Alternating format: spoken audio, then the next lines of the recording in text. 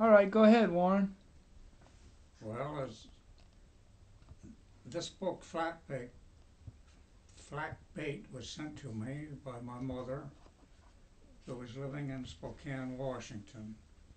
This was after the war was over,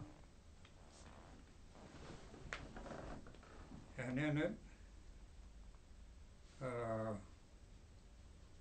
Colonel Brown was being interviewed by his commanding officer,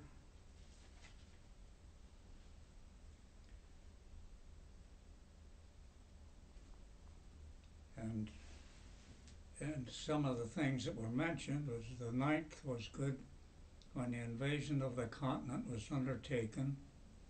Its circular error was the lowest in the European theater of operations, but it wasn't low enough.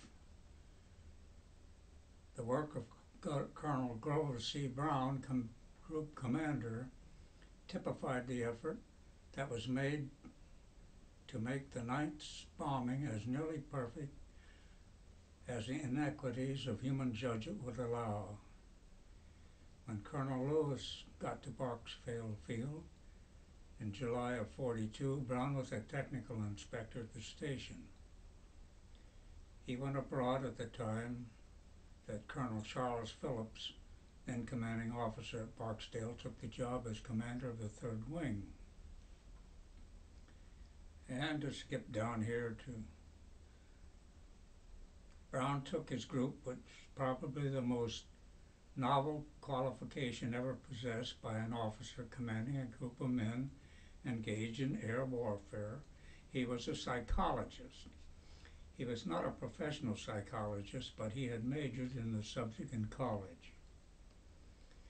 Every time he looked at one of his subordinates, he evaluated him in terms of his background and his prejudices. Brown asked himself, is this man trying to do a good job just because he wants to impress his mother back in Iowa? Better yet, he made it his business to find out. And he did this unobtrusively by asking innocent questions, or what appeared to be innocent questions, and presently he had the answers he wanted. To someone sitting on the sidelines, Brown might have appeared to have been cracked on the subject of individual motivation. What caused one man to do an extraordinary job under stress? What caused another man to crack? Brown found out. The critics there where Brown confounded them. His group in the end rolled up the best bombing record in the entire theater of operation. When all the scores are in, it probably will be found that he established the best bombing record in the history of air warfare. And skipping ahead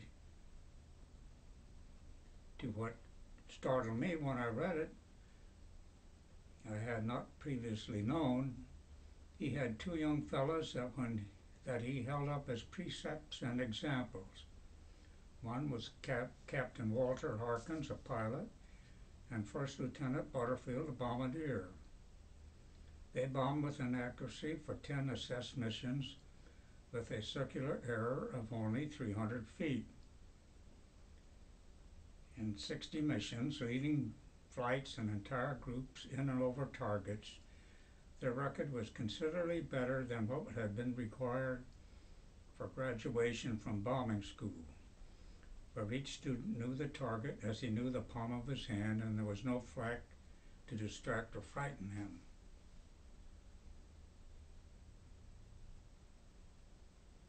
And then he goes on and to make things short, why,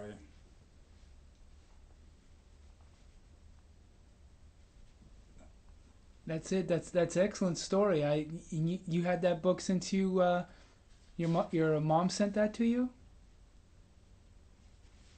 oh yes, since, but that was years ago.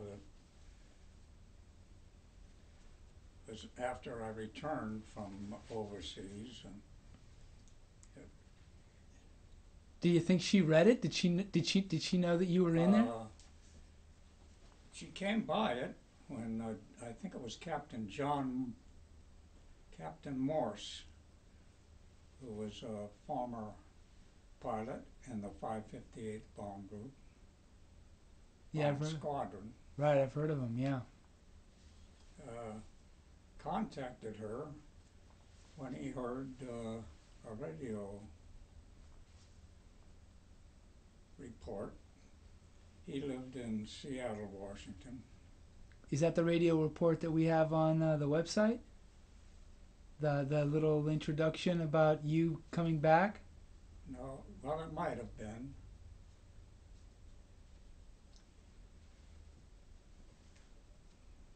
So you went from Spokane, Washington. You lived in Spokane, Washington, and then No, I never lived there, oh, but it was my beneficiary's right. address, and they assumed that I had come from there, but I had joined from Redwood City, California. Uh, Santa Maria. You took the school in Santa Maria. I went from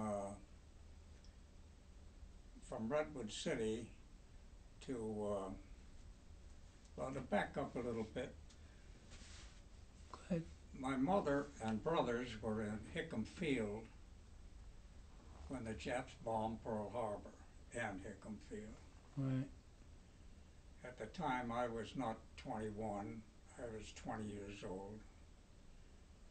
And when I went down to enlist, I was told that I would have to get permission, a signature of my legal guardian, which I was unable to do because at the time all the lines between the islands and the mainland here were tied up with government business.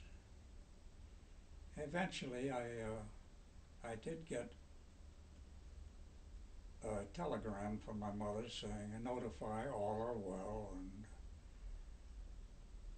so This was after December 7th. yeah, that was after December 7th. And then I was called on my 21st birthday, which is in August, and sent down to Presidio, Monterey. And from Presidio, Monterey, I went to Santa Ana for training, and from there to Wickenburg, Arizona for pre-flight as a pilot. I washed out a pre-flight for insufficient progress is what it was listed as. So at the time I was quite disappointed, and I had been close to Brockett, Bob Brockett. He was with me or I was with him at Wickenburg, and from Wickenburg he suggested that maybe if I became a bombardier and he was a pilot, I could be his bombardier. Well, that was a long shot. So, as it was, I applied for gunnery training. I went through gunnery school, and then I went after I graduated from gunnery school, I went to Albuquerque, New Mexico, and got my training as a bombardier navigator.